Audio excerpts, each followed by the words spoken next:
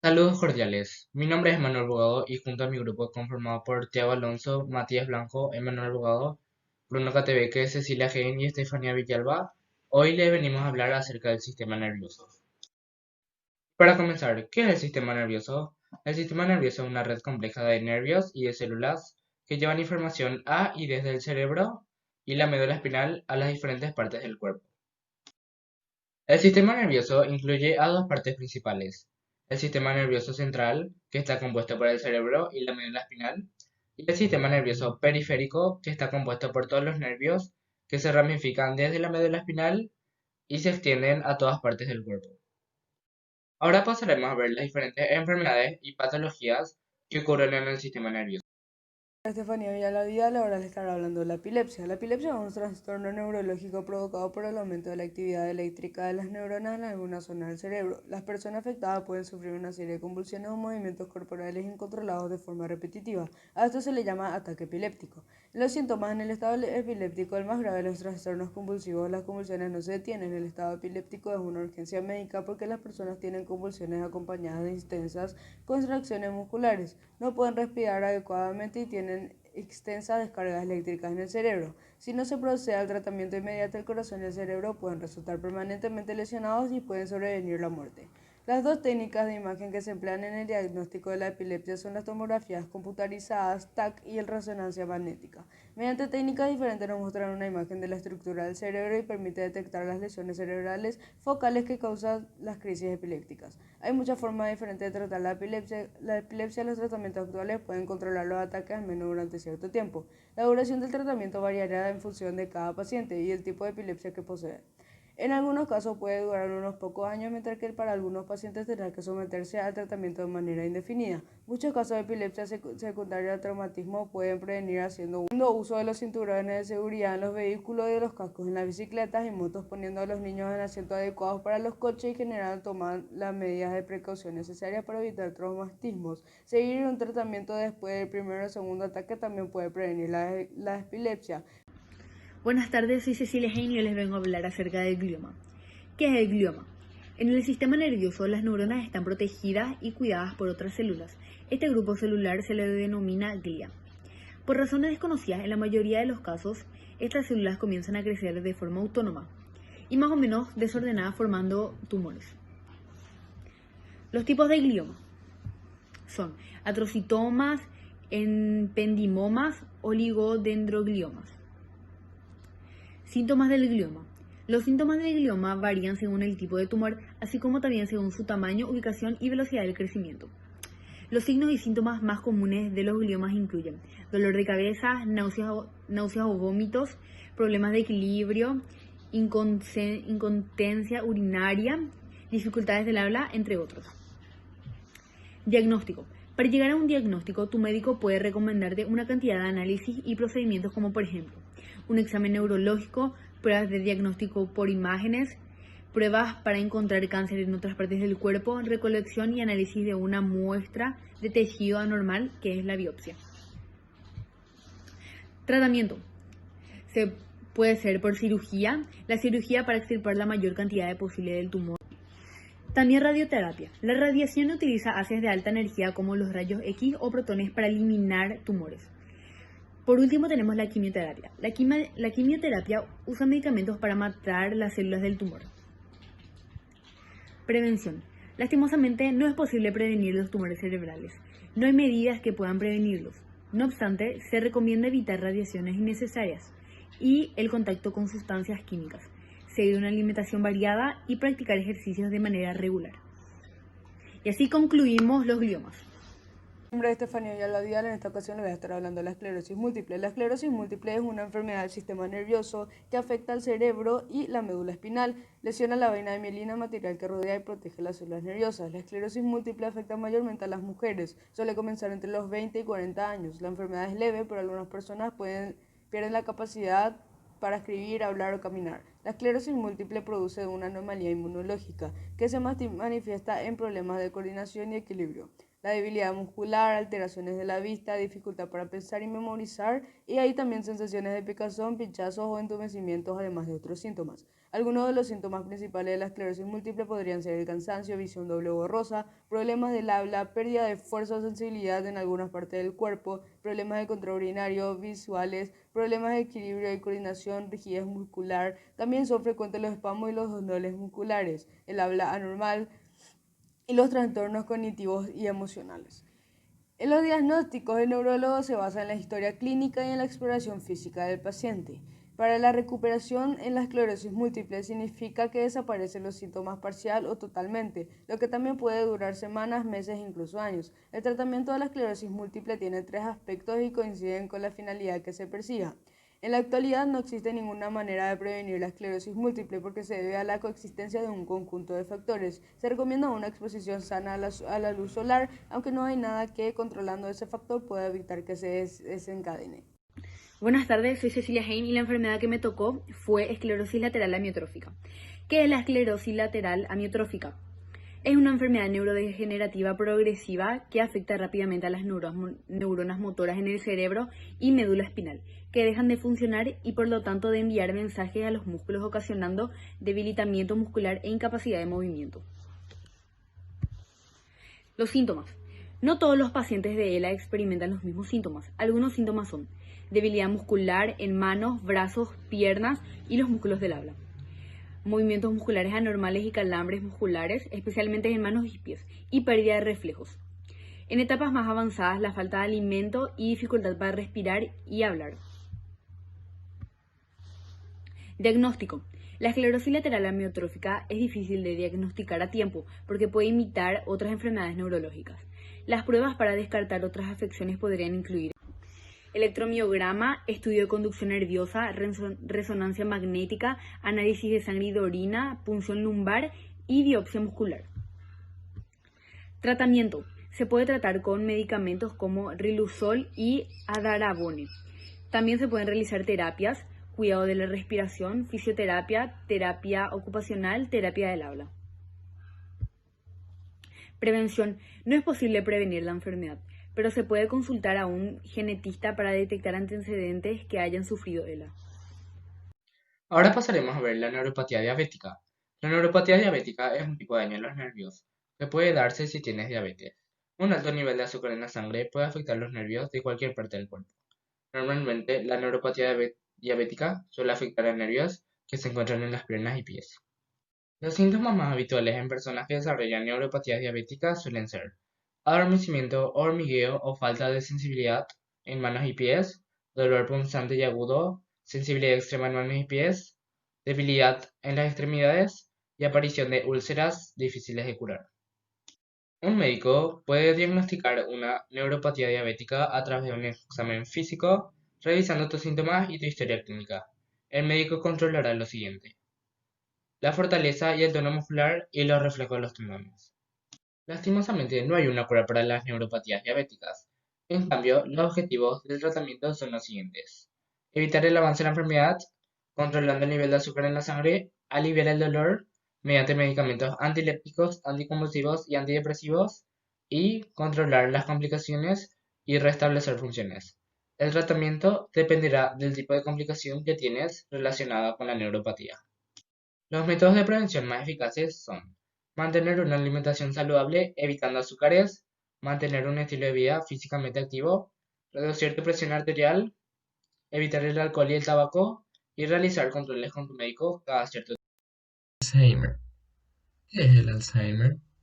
El Alzheimer es un tipo de demencia que causa problemas con la memoria, el pensamiento, el comportamiento. Los síntomas generalmente se desarrollan lentamente y empeoran con el tiempo, hasta que son tan graves que interfieren en las tareas cotidianas. Los síntomas más principales de esta enfermedad son la pérdida de memoria y la dificultad para recordar información básica. Es la primera que se da años antes de que la enfermedad sea grave. Pérdida de memoria que interrumpe la vida cotidiana. Te interrumpe realizar tareas cotidianas y recordar cosas muy fáciles de recordar. Y dificultad para interpretar imágenes, cambios de humor y cambios en la personalidad.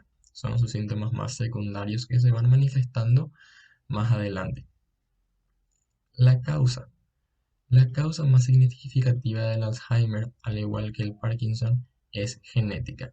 Está en los genes y también se origina en una parte de combinaciones de factores genéticos y ambientales y el estilo de vida que afecta al cerebro a lo largo del tiempo. La prevención.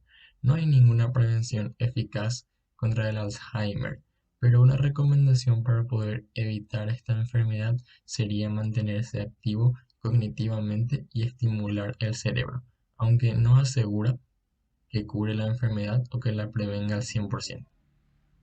Diagnóstico. El diagnóstico se basa primero en la historia y observación clínica.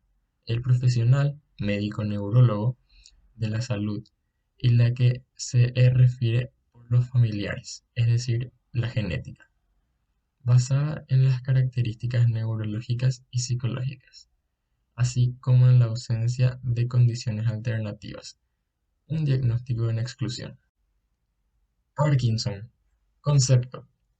También denominada mal de Parkinson, parkinsomnio idiopomático, parálisis agitante o simplemente Parkinson, es una enfermedad neurodegenerativa crónica caracterizada por bradicinesia, movimiento lento, rigidez, aumento del tono muscular, temblor y pérdida postural. Sus síntomas son temblores, movimiento lento, rigidez muscular, alteración de la postura y el equilibrio, cambios en el habla, etc. Las causas. La causa más significativa del Parkinson es genética, está en los genes, y también algunos desencadenantes ambientales, pero no influyen más que la genética. La prevención. Varios estudios demostraron que secretar dopamina en cantidades grandes ayuda a prevenir la enfermedad, y también hay una relación entre el café y la prevención del Parkinson. Su diagnóstico. Su diagnóstico se da con imágenes cerebrales, pruebas físicas como por ejemplo sostener objetos, aunque no hay una prueba específica para detectar esta enfermedad. El médico neurólogo es el que detecta la enfermedad y él es el que pone las pruebas. Ahora hablaremos de las mononeuropatías. ¿Qué son? Las mononeuropatías son un tipo de daño a un nervio que se encuentra afuera del cerebro y la médula espinal, y esto produce pérdida de movimiento. Los síntomas dependen del nervio afectado y abarca la pérdida de sensibilidad, la parálisis, la debilidad, el ardor, el dolor, el hormigueo y la sensibilidad anormal. Un médico puede dar un diagnóstico basándose en los síntomas a través de una evaluación médica, una exploración física y en ciertas ocasiones a través de una electromiografía y estudios de conducción nerviosa. Las opciones de tratamiento suelen incluir medicamentos como analgésicos, medicamentos antidepresivos, anticonvulsivos, fisioterapia, cirugía para aliviar la presión del nervio o dispositivos ortopédicos como férulas. Entre los métodos de prevención podrías utilizar un medidor de glucosa y también deberías hacerte pruebas y análisis en un laboratorio por lo menos 2 veces al año para saber si tu nivel de glucosa en la sangre ha subido en los últimos años. Ahora hablaremos de las polineuropatías. ¿Qué son? Las polineuropatías son una disfunción simultánea de muchos nervios en todo el cuerpo. Pueden ser agudas o crónicas. Las polineuropatías comienzan como una debilidad repentina en ambas piernas y van progresando hacia arriba hasta llegar a los brazos. Entre sus síntomas podemos encontrar debilidad, sensación de hormigueo, pérdida de sensibilidad y los músculos encargados de la respiración se ven afectados por lo que produce una insuficiencia respiratoria. Un médico puede dar un diagnóstico a través de una evaluación médica, una electromiografía, un estudio de la conducción nerviosa y análisis de sangre y orina para determinar la causa. El tratamiento de las polineuropatías busca aliviar el dolor mediante fisioterapia y terapia ocupacional, pero un tratamiento específico de la polineuropatía depende de las causas. No siempre es factible prevenir las polineuropatías. Sin embargo, los alcohólicos y los diabéticos están dentro del grupo de riesgo y deberían prestar atención a sus primeros síntomas como hormigueo u dolor en piernas y brazos. El síndrome de Guillain-Barré es un trastorno en el que el sistema inmunológico del cuerpo ataca accidentalmente al sistema nervioso periférico. Genera una disfunción nerviosa porque los anticuerpos atacan a las vainas de mielina de las neuronas, que son las que facilitan la transmisión de impulsos nerviosos. Primero se presenta como hormigueos y debilidad en la parte de los pies y las piernas, y eso luego se extiende a la parte superior del cuerpo con un inmenso dolor y puede llegar a paralizarlo casi por completo. Ataca también a los músculos de la cara, de la deglución de alimentos y de la respiración, en ese caso ya siendo algo muy grave. La causa es desconocida, pero se asocia a infecciones respiratorias y alimenticias, y en muy raros casos también a vacunas.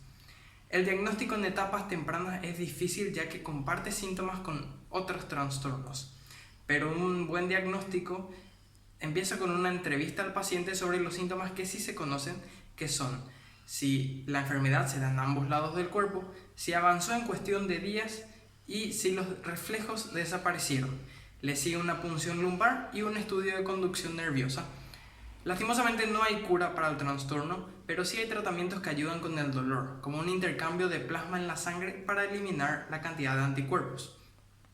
Y le siguen medicamentos que alivian el dolor.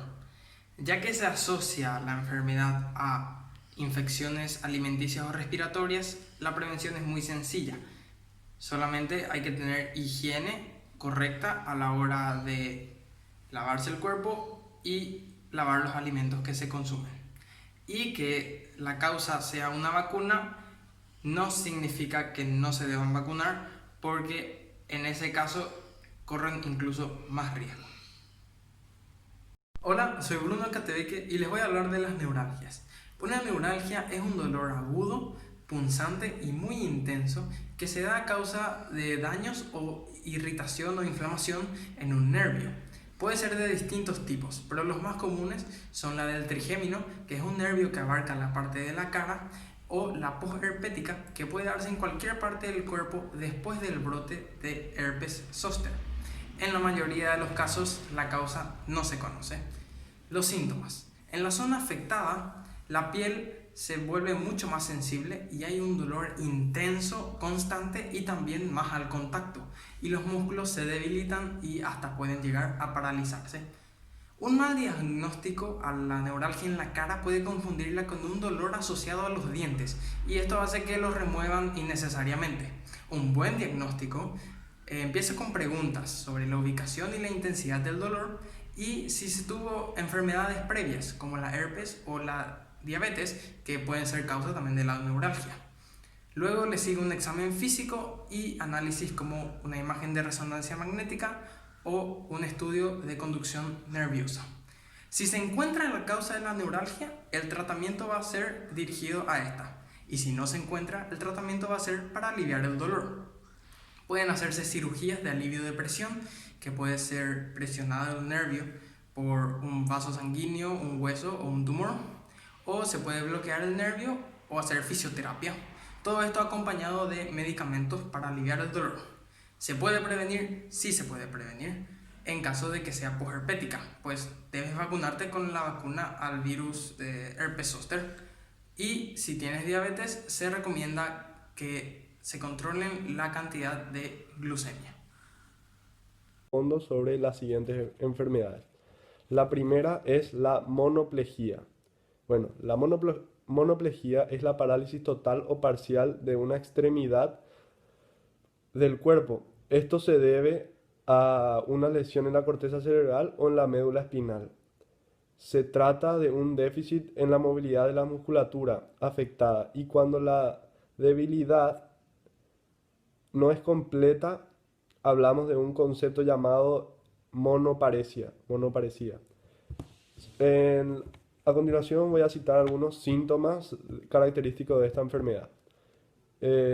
Algunos síntomas pueden ser problemas para estirar el brazo, al caminar presenta una marcha irregular, muestra rigidez en la pierna, incapacidad de estirarla, dificultad a la hora de agarrar cualquier tipo de objeto.